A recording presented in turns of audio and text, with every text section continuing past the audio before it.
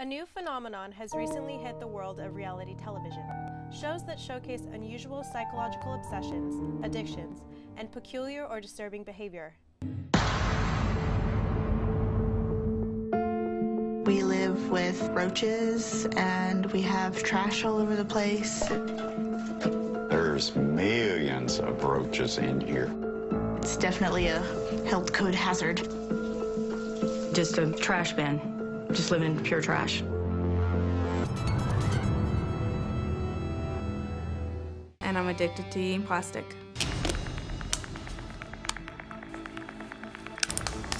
And I'm in a serious relationship with my car. Morning, baby. I'm addicted to drinking gasoline.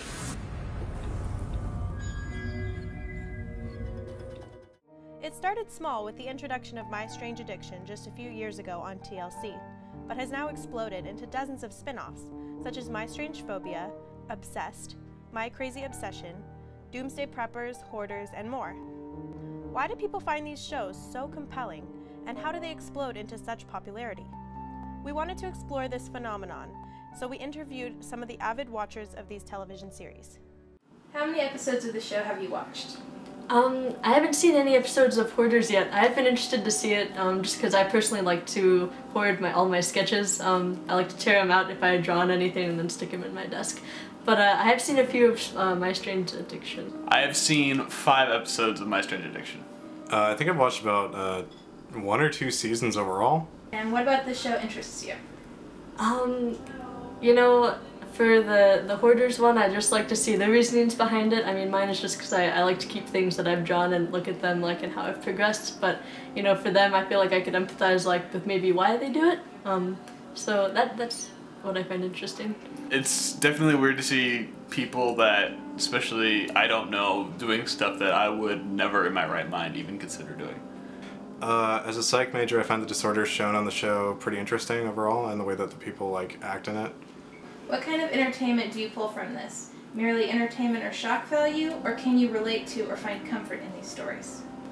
I feel like a lot of people would watch it so they feel like, oh, well, they're much more messed up than I am, so I'm good, you know, I'm doing alright. But usually I've never really found any entertainment value in it, more shock value, but I can empathize with maybe why they would be in that situation. There is absolutely no part of me that finds comfort in any of the stories. They're all purely entertainment value, just you're waiting to see what happens next and how these people can go about their lives and just what they'll do. I find no comfort in the stories, but I find the information that they show and the actual video documentation of the people and their habits is pretty interesting. And lastly, how long do you feel this phenomenon will last? I didn't think it would last at all, but obviously it's still going strong and they're adding a bunch of new shows, so I think it's here to stay for a while. I feel people would love to be shocked for as long as possible. As long as people will buy into it, it'll exist. Well, reality television's still going, so probably a while. I'd say 10 years at least.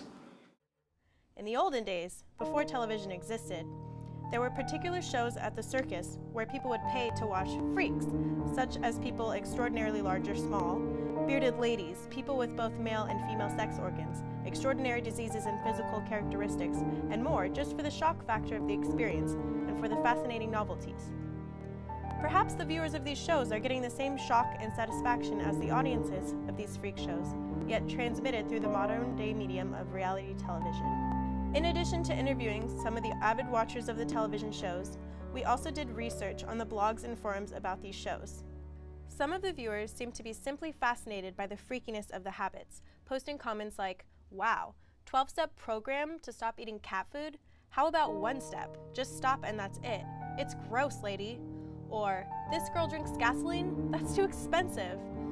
Or even, "I was watching My Strange Addiction, and this lady ate dirt for 30 years.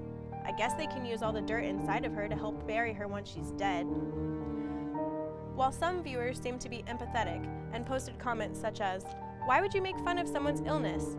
Just because you may not understand it doesn't mean you have the right to make fun of them."